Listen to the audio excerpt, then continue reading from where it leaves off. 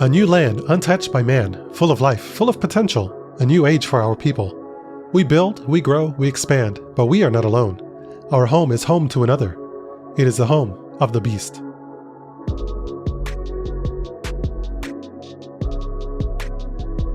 In Beast, one player takes on the role of the titular beast by selecting one of the 6 included creatures to control. The remaining players will inhabit the roles of the hunters. There are multiple scenarios included with the game, with even more custom scenarios available online. These scenarios define the win conditions for each side, as well as objectives for each round. In order to win, the beast must defeat a certain number of villagers or soldiers residing in the villages peppered around the map. Meanwhile, the hunters attain victory if they are able to kill the beast or hold it off long enough for reinforcements to arrive. Each round begins with a draft of action cards. These cards will define what you are able to do in the next phase, and are added to the ability cards that are unique to your character. During the action phase, players will take turns playing cards from their hand in order to do actions. You can play a single green action card and a single red action card for a total of 2 actions per turn. The red actions typically deal with movement and attacking, while the green ones are more utilitarian in nature. Once all players have consecutively passed, the round is over and players check to see if they've met the end of round objectives and collect the rewards. Players can then spend grudge coins in order to upgrade their characters. The game ends as soon as either side is able to meet their main objectives, or at the end of the 3rd round. The basic structure of Beast is pretty straightforward. Most of the complexity is offloaded to the action cards. Each action card is divided into 2 parts. The top half applies when a hunter plays it, and the bottom half applies when the beast plays it. This makes it so that every card is usable by every player, and makes drafting a 2-pronged decision. Not only do you have to consider what actions you want to do yourself, you also have to take into account what actions you are passing to the other players. In the case of the beast, you might limit the hunter's ability to move when you are low on movement yourself. And if you are a hunter, you don't want to deny your own teammates powerful actions just to pump yourself up. Putting such information-dense cards in a draft is my biggest gripe with the game. There are only 16 action cards, but having them do double duty for hunters and beasts alike makes it seem like more.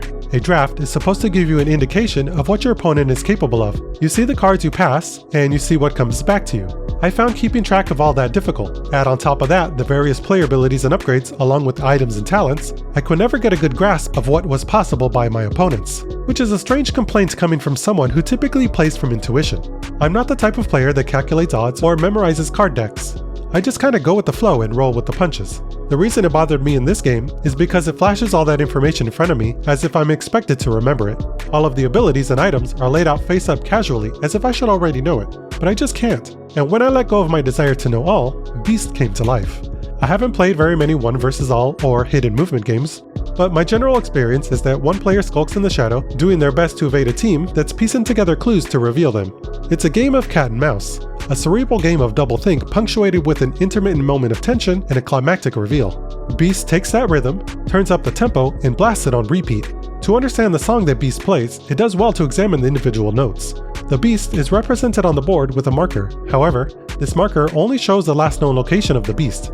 Every time the beast moves, they do so secretly behind their player screen and publicly by playing a direction card face down on the board.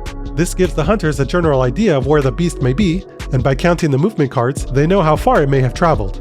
Every time a hunter moves onto a space where the beast is or has traveled recently, they mark the trail with an icon. It can be a little clunky for the beast to keep track of their trail in order to lay down the markers, but thankfully the trail never gets too long as it is reset whenever the beast is revealed, and it will be revealed often. Whenever the beast attacks, it is revealed and vulnerable to being attacked itself. This happens regularly as the beast is rewarded with grudge coins every time it kills one of the livestock on the map, and its main objective is to kill the local inhabitants. Once revealed, hunters can pounce in its direction. Even if the beast slithers back into the shadows, there are many tools available for the hunters to hone in on its prey. They can erect watchtowers that can reveal the beast's trail. They can lay traps that alert hunters to the battle. It creates a rhythm of reveal, converge, and conflict. Of course, there are different abilities and actions that can imbue a bit of variety, but the basic rhythm keeps things snappy and lends a real sense of dynamism. But what does conflict look like? While the hunters are armed with weapons and attack with coordination, the beast is no slouch either. It is no game of cat and mouse. It's more a game of cat and other cat that can hide sometimes? Perhaps it's better to say that each side is capable of carnage and should not be taken lightly. Hunters can only attack if the beast is revealed. This often means searching an area for the beast and then following up with an attack on a successful search. It's possible that a beast remains revealed at the end of their turn, but a smarter play would be to retreat into the forest after revealing itself. The beast is better off using hit and run tactics. Even with the benefit of cover, it might seem unfair for the beast to be tracked by multiple hunters. Luckily, each beast is able to summon a cohort of related creatures to its side. These summons have less health than the beasts, but are capable of just as much damage. They are somewhat expendable, making them a good candidate to throw at hunters in order to slow them down, or even knock them out for the round. Even more, they increase the beast's effective range on the map. They can attack villagers and soldiers just as effectively as the beast itself, so hunters must respect their threat. Trying to contain all the summons while still tracking and cornering the beast does require communication and effective management of the hunter's skills and abilities. You're not just a hunter, you're a protector. For what use is eliminating the enemy if there's no home to go back to? All of this makes for a solid framework of a game that I would find enjoyable on its own. The way the game flows from being hunted to being the hunter shines a light on the roles of both sides. Each is capable of death and destruction as they are vulnerable to it. For all the problems that the cards introduce, they give a much needed constraint to the game. You're only as powerful as the cards you have, a nice modeling of the conflict. You are combatants slogging through a damp and dusty forest, taking on well-armed enemies.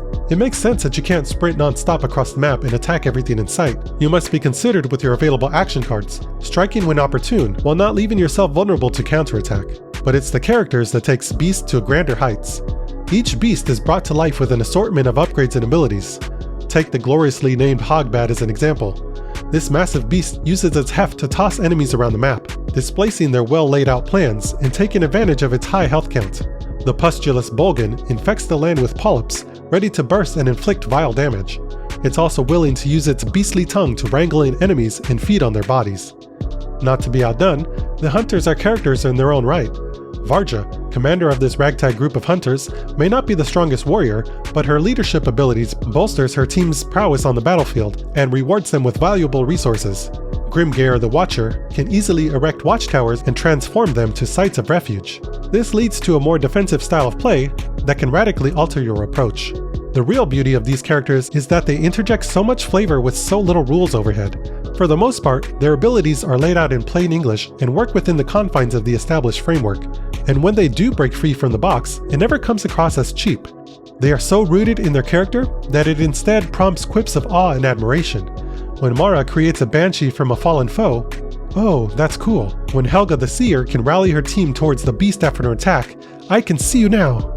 A lot of thought and care was taken to establish this world, and it shows not just through the luscious illustrations, but also through the wonderful cast. There are a few bumps in the road, which is perhaps expected from a first-time design team, but they are so overshadowed by the strength of world building that I can easily forgive them. This is a game that understands that a story is told through action, not long stretches of text. While there is a backstory for each character, it is wisely placed on the back of the board, keeping the important parts, the actions, front and center. And it is a story worth telling, and it establishes a world that I plan to visit often.